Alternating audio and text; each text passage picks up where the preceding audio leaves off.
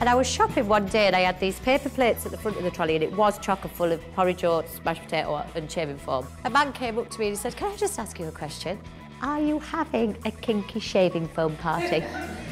For early years CPD trainer Shonette Bason, every shopping trip is an opportunity to find new ways to make outdoor play fresh and exciting without blowing the budget.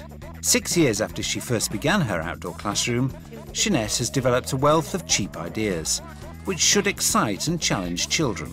She shares 20 of these suggestions with delegates to inspire them into enjoying their time outside. All the items that I suggest to delegates in the top 20 tips, you could go tonight and buy them, take them in tomorrow and have them there.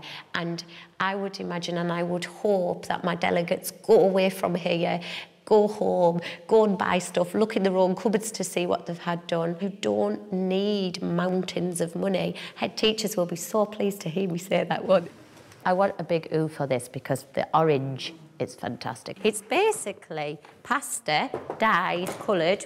If you're doing dragons and lizards and things like that, the green on the wrinkly pasta looks brilliant. This is basically grated soap. What you do is you get a bucket of water on the night and you pour it in, you dissolve it all up, you add glitter, food colouring paint, whatever you want to do to colour it up, powder paint, whatever. Mix it all up, leave it overnight and it sets solid. And then when you tip it out, it's like slimy gloop. You have to be innovative when you haven't got any money because you've got to think of things that you can use that cost very little, that you can pull out on a daily basis despite of the rain, despite of everybody's reluctance to mix it or make it. And as much as I would love story chairs and pirate ships and all these things that we think make outstanding outdoors, we don't have the money. So then you become innovative in your thoughts and ideas because you have to be. Another of Shonette's favourite exercises involves nothing more than a group of enthusiastic participants and a ball of wool. Full body weaving, yes. It's not as kinky as it sounds.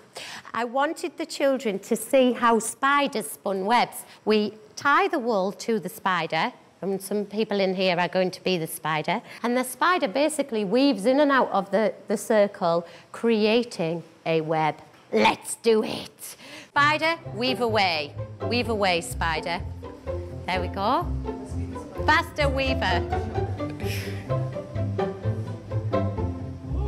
Well done. Often if somebody stands at the front and describes something to them, they think, yeah. But when you stood up and doing it, then you actually appreciate it a lot more and you could creatively think it through to areas other that I haven't thought about. Are we weaved? Is everybody included in your web? How are you doing, Spider? Look at you with your web weaving skills there. How are we doing? Is everybody included? Have a look at what you've weaved now. You've weaved a pattern. And you actually physically are a spider and you weave a web. It's a very different concept because you're thinking about it, you're participating in the action. But if you shimmy it down now and hold it on the floor, you'll see that it actually kind of makes a different kind of creative as well as the knowledge and understanding.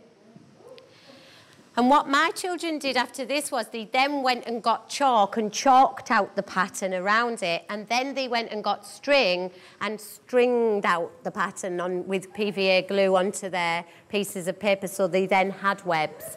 But also in physical terms, it's really good for the mathematical language as well, of under, over, left and right.